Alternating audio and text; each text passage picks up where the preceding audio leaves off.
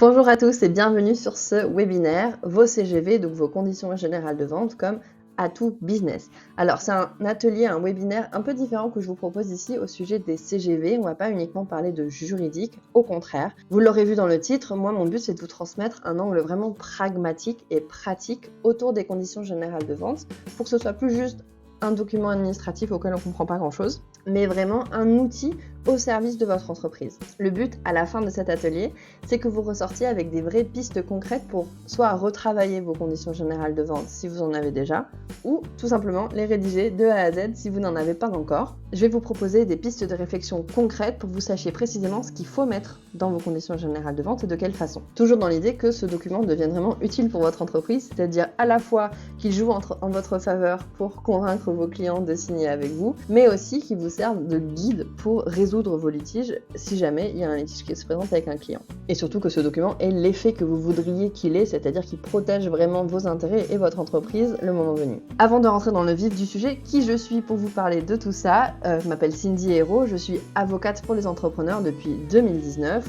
avec une expertise en particulier sur les contrats commerciaux, les conditions générales de vente et la propriété intellectuelle. Évidemment, tous les litiges qui peuvent malheureusement survenir autour de ces différents sujets. En tant qu'avocate, je propose donc des prestations sur mesure et des accompagnements juridiques sur mesure pour mes clients entrepreneurs. Et en parallèle, j'ai créé Tadam, et donc c'est sous Tadam que je vous propose aujourd'hui ce webinaire. Tadam qui est un média et un Fab Lab juridique avec lequel je propose du contenu, des ateliers, des formations et des outils. La philosophie de base étant de rendre le pouvoir juridique aux entrepreneurs, que vous compreniez vos contrats, que vous compreniez vraiment les enjeux et que derrière vous soyez en mesure d'en faire un outil au service de votre entreprise et pas un sujet nébuleux. Sans plus attendre, on va rentrer dans le vif du sujet. Pour faire de vos conditions générales de vente un atout business, donc un document qui va vraiment être au service de votre entreprise sur plein d'aspects différents dont on va parler au fur et à mesure de cet atelier, c'est avant tout une question de mindset, c'est-à-dire une question d'état d'esprit autour du contrat et autour du juridique. Pour illustrer ce propos, on va partir de 3 discours fréquents que j'entends de la bouche de mes clients et qu'on va vraiment détricoter ensemble parce que c'est ça,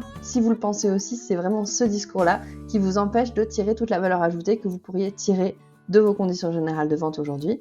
Donc on va partir de ces 3 discours, on va les détricoter et au passage, on va venir travailler un peu ensemble pour rédiger vos CGV sur mesure. Le premier discours fréquent que j'entends trop souvent, c'est « mes CGV, de toute façon, c'est du blabla administratif et complexe. J'en ai seulement parce que c'est obligé ou alors pire, je m'en suis pas encore occupée parce que l'administratif, ça me gonfle. » Le deuxième discours que j'entends souvent, c'est « voilà, envoyer les CGV, en fait, ça fait peur aux prospects. Moi, je préfère pas les envoyer. J'en ai, mais voilà, ou je les fais pas signer, ou j'attire pas trop l'attention dessus. Vraiment, je le fais passer rapidement dans les mails. Et je pense vraiment que les envoyer, ça fait que mes clients, en fait, se méfient davantage de moi. » Et le troisième discours que j'entends souvent, c'est « voilà, mes CGV, elles parlent de cas qui n'arrivent jamais. » Sous-entendu, d'ailleurs, aussi en général, j'ai beaucoup simplifié mes CGV. Aujourd'hui, j'ai une page avec 3 clauses parce que tout le reste, ça me paraissait vraiment superflu. Je suis pas vraiment sûre de ce qui est obligatoire. Maintenant, j'espère que tout est prévu dedans. On va maintenant venir renverser ensemble ces discours pour, comme je vous disais, mettre vos CGV au service de votre entreprise et vous verrez que c'est pas juste des mots, c'est vraiment très concret. Au lieu de dire que vos CGV, c'est du blabla administratif, que vous reléguez d'ailleurs souvent à plus tard ou à trop tard. J'aimerais que vous réalisiez que vos CGV structurent et fluidifient votre entreprise et qu'elles vont vous rendre plus efficace et plus confiant face à vos prospects. Pourquoi ? Quand vous allez rédiger vos conditions générales de vente, vous allez devoir réfléchir à vos valeurs, à vos process et à votre politique commerciale. Le but, c'est que vos conditions générales de vente soient vraiment sur mesure et reflètent comment votre entreprise fonctionne. À partir de là, en réalité, vous allez venir organiser votre façon de fonctionner et structurer la façon de fonctionner de votre entreprise pour que tout soit clair pour tout le monde, mais aussi pour que vous sachiez précisément en fait comment vous voulez fonctionner. Le fait de réfléchir à ces différents sujets précisément, je vous disais ça va vous rendre plus confiant, oui, parce qu'en fait c'est vraiment les retours que moi j'ai de mes clients, c'est qu'ils me disent moi maintenant quand on vient me poser une question, que ce soit un prospect ou un client, en fait je connais la réponse, je sais comment je fonctionne, je sais quelle est ma politique sur ces différents sujets-là, donc je suis en mesure de leur répondre précisément, rapidement, avec transparence, souvent aussi en les renvoyant vers l'article utile des conditions générales de vente. Donc en fait, j'ai changé de posture et je sens que ça me rend plus crédible. Ça peut paraître un peu intangible, un peu immatériel et ça l'est, mais sur le long terme, ce changement de posture et ce gain de confiance a vraiment un impact chiffré. C'est pour ça que moi je dis souvent que rédiger ses conditions générales de vente, c'est aussi important que de définir son business model. Quand on se lance ou voilà, après 1 ou 2 années d'activité, on met tout à plat, on s'assure que tout a un sens, qu'il n'y a rien de superflu et c'est vraiment une étape clé pour la viabilité de l'entreprise et pour sa pérennité. Ça à nouveau, c'est pas juste des mots. J'ai vu beaucoup de personnes qui se préoccupaient un petit peu trop tard de ce qu'elles mettaient dans leur contrat et qui malheureusement se sont retrouvées face à des situations qui les ont vraiment mis en danger financièrement, qui ont menacé la survie de leur entreprise parce que l'impayé était trop gros, qu'il n'y avait rien qui était prévu dans les CGV pour gérer un sujet qui était vraiment très sensible pour les intérêts de cette entreprise-là. Souvent, je me retrouve face à des personnes qui me disent « Ah ouais, mais moi j'avais un peu mis ça de côté jusqu'à temps que j'ai l'argent, j'ai la trésorerie, etc. pour m'en soucier », en me disant qu'au pire, j'allais avoir un problème et puis derrière, je solutionnerai pour l'avenir. On peut pas toujours réfléchir comme ça. Et c'est pour ça que je veux vous transmettre ce réflexe dès maintenant. Pour que vos conditions générales de vente aient vraiment cet aspect structurant et protecteur, généralement, ce que je recommande et ce que moi je fais avec mes clients, c'est de partir du parcours type de votre client, de la première prise de contact à la livraison complète de votre service ou de votre produit, en étant vraiment le plus précis possible dans les différentes étapes. Et c'est sur cette base, en fait, sur ce premier exercice qu'on va maintenant faire ensemble, qu'on va venir ajouter les différents aspects, les différentes modalités, les conditions, les politiques commerciales et aussi les risques, comment on va venir les encadrer sur ces différentes étapes. Ça, c'est vraiment pour moi la première étape de la rédaction de n'importe quelle condition générale de vente sur mesure pour mes clients. Et c'est un exercice du coup que je vais vous recommander de faire maintenant. Donc vous pouvez mettre ce webinaire en pause et y travailler de votre côté. Vous allez prendre une feuille, un cahier ou ouvrir votre document Word et vous allez lister ces étapes précisément. Elles ne seront pas nécessairement les mêmes pour vous que pour votre concurrent, que ce soit pour la première prise de contact, pour les livrables, pour les infos dont vous avez besoin, pour ce que vous allez fournir vous comme prestation. Donc là, c'est une invitation vraiment à réfléchir à comment se passe le parcours client type et idéal pour votre entreprise. Une fois que vous pensez que vous avez été assez exhaustif, vous pouvez revenir par ici et on passera à la suite. Le deuxième discours qu'on détricote maintenant ensemble, c'est envoyer les CGV, ça fait peur aux prospects. Donc en fait, moi, je les envoie pas.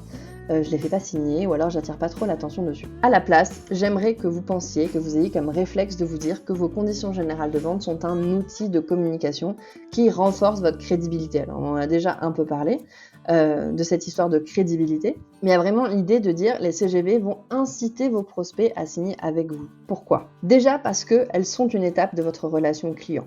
Peu importe le moment où vous l'avez inséré dans votre parcours client, si vous l'avez inséré, il y a un moment où vos CGV doivent être acceptés, où vos CGV doivent être signés avant que la commande du client soit validée, avant que la prestation puisse commencer. Elles sont une étape de votre relation client, donc autant essayer d'en tirer quelque chose de positif et de constructif qui va vous rendre service. Moi, j'aime dire que les CGV sont une carte de visite juridique parce que les prospects ils vont y jeter un coup d'œil et ils vont comprendre en fait qui vous êtes. Si vos CGV sont hyper jargonneuses, qu'on comprend pas très bien comment les choses se passent, on peut se dire que vous allez manquer de précision ou de transparence. Si vos CGV elles sont trop légères, on peut se dire que la prestation ou le produit vont manquer de qualité. De la même façon, s'il y a un manque de rigueur dans la forme, pour moi c'est un red flag énorme. À partir de là, on va essayer de faire attention à ces différents points pour que nos CGV deviennent vraiment cet outil de communication. Alors certes, tout le monde ne va pas les lire avant de les signer ou de les accepter, mais c'est de plus en plus le cas parce que les gens sont de plus en plus sensibilisés à ce sujet. Et si vous êtes en B2B, honnêtement, je connais très peu aujourd'hui de professionnels qui signent des conditions générales de vente, surtout quand ils ont eux-mêmes une petite entreprise qui pourrait vraiment être impactée par quelque chose qui se passe mal avec cette prestation ou avec cette commande. J'en connais très peu qui ne lisent pas aujourd'hui les conditions générales de vente. Sur la forme, voilà plusieurs points de vigilance. L'identification légale, il faut vraiment qu'elle soit exacte. Si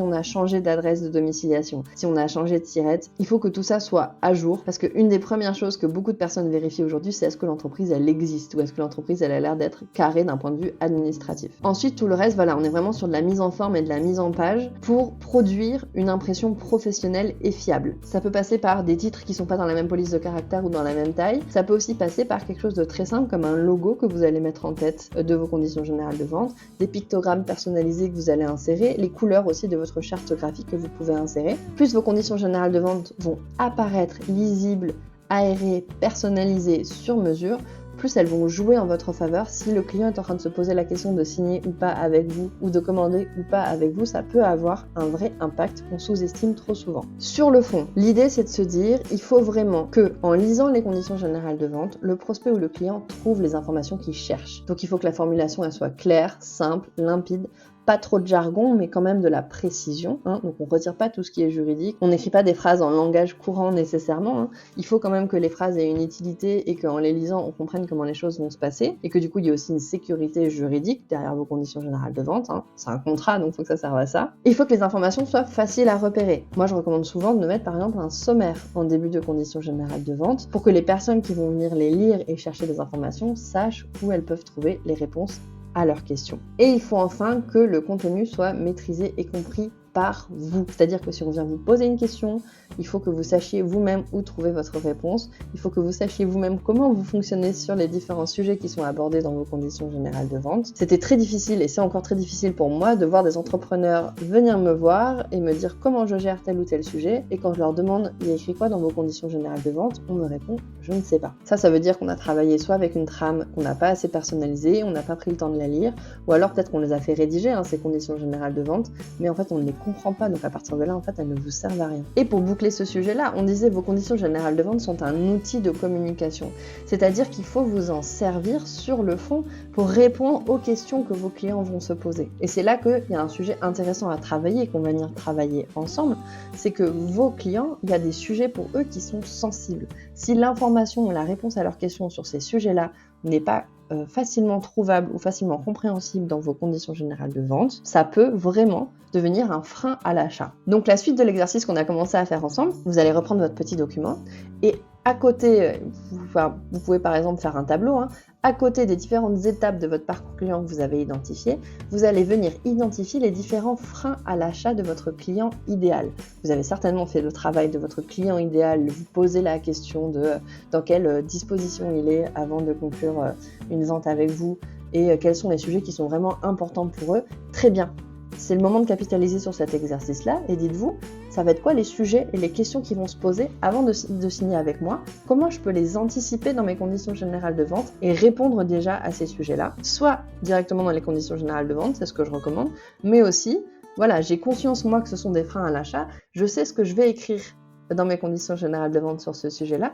Donc quand on viendra me poser la question, en fait, je vais aussi être en mesure de répondre précisément parce que j'aurai travaillé le sujet. Donc je vous laisse reprendre ce que vous avez commencé à faire sur votre document et réfléchir étape par étape à ces freins à l'achat, aux sujets qui pourraient être importants et que vous devez aborder dans vos conditions générales de vente pour votre prospect ou pour votre client. Et comme tout à l'heure, une fois que vous avez terminé, vous revenez par ici, on passe à la suite.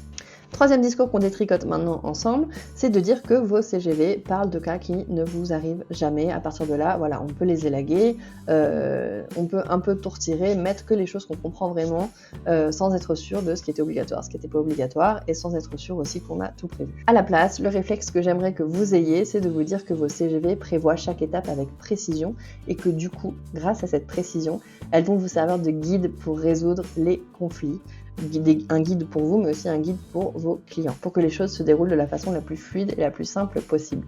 Et effectivement, des conditions générales de vente qui sont bien faites, c'est un document vers lequel on va pouvoir se référer le jour où il y a un souci, le jour où il y a un désaccord avec un client, pour savoir comment résoudre la question. Non seulement parce qu'il y aura des clauses de résolution des litiges, qui vont venir dire voilà les différentes étapes si on n'est pas d'accord, les différentes étapes par lesquelles on doit passer avant d'aller voir un juge, mais aussi parce que comme tous les sujets sensibles sont abordés dans vos conditions générales de vente, par exemple la propriété intellectuelle, par exemple votre politique d'annulation, votre politique d'impayé, on va pouvoir aller voir thématiquement chacune des clauses qui parlent de ces sujets-là le jour où on est confronté à la situation pour savoir quelle est l'étape suivante. Pour que ce guide pratique, pour que vos conditions générales de vente soient vraiment efficaces et valables juridiquement, il faudra donc d'abord s'assurer que vous n'oubliez aucune des mentions obligatoires, mais il faudra aussi s'assurer que lorsque vous avez une marge de manœuvre, vous êtes vraiment venu adapter les différentes mentions à votre façon de fonctionner. Vos CGV ne doivent pas refléter une façon de fonctionner standard, il faut vraiment que vous soyez aligné et en phase avec ce que vous mettez dedans.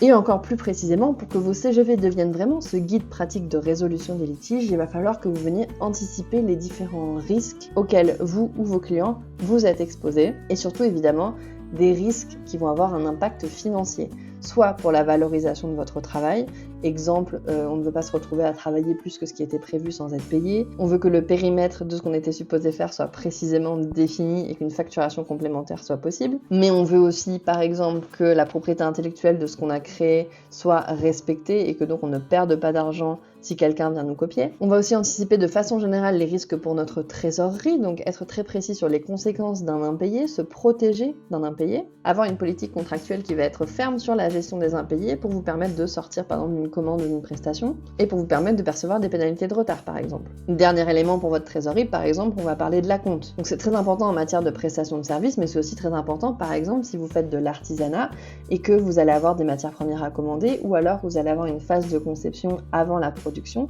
qui mérite aussi d'être couverte financièrement. Les derniers risques qu'on va vraiment essayer d'anticiper, c'est les risques pour votre responsabilité sur les différents aspects de ce que vous proposez à votre client. Donc finalement, tout ce qui peut impacter directement la stabilité financière de votre entreprise, mais aussi sa réputation, qui est un actif immatériel, mais qui a un vrai impact si la réputation est entachée parce qu'une expérience client s'est mal passée, parce que des choses n'étaient pas bien prévues, ça peut avoir un impact chiffré très concret aussi sur le long terme. Pour finir du coup l'exercice qu'on a commencé à faire ensemble, et à partir de là ça vous donnera vraiment une trame et des pistes concrètes pour retravailler et intégrer à vos conditions générales de vente les différents aspects que vous aurez identifiés. À chacune des étapes du parcours client que vous avez identifiées, à côté des différents freins à l'achat que vous avez identifiés et à côté des différentes questions auxquelles vous savez maintenant que vous devez répondre pour que vos conditions générales de vente soient un outil de communication efficace qui vous rende service au moment de prospecter. Vous allez aussi cartographier à chaque étape les risques pour votre stabilité financière et pour votre réputation dont on a parlé à la slide précédente et essayer de mettre en place autant que possible des mesures pour les mitiger ou pour les éliminer, même si c'est rarement possible d'éliminer complètement un risque. Ça va vraiment dépendre des spécificités de votre activité et des spécificités de votre entreprise, mais il faut faire ce travail de façon exhaustive pour être sûr que vos conditions générales de vente parlent de tout ce qui compte vraiment pour vous et pour votre entreprise et pour qu'elles servent vraiment en fait de bouclier avec une vraie efficacité juridique sur les sujets importants si un litige survient avec un client. C'est tout pour moi aujourd'hui, j'espère que ce webinaire et cet atelier ont été utiles pour vous et vous ont donné des nouvelles clés de compréhension et un nouveau point de vue sur vos conditions générales de vente et au passage j'espère aussi des pistes concrètes pour les retravailler et être sûr que tout y est, qu'elles sont efficaces et qu'elles ont vraiment une valeur ajoutée pour votre entreprise. Si ce sujet et si cette approche vous ont intéressé, n'hésitez pas à venir me suivre sur Instagram et sur LinkedIn où je partage fréquemment des astuces et des informations un peu avec cette approche pratique et pragmatique du droit. Et si vous avez la moindre question, vous pouvez évidemment m'écrire un mail, je serai ravie d'y répondre. À bientôt peut-être.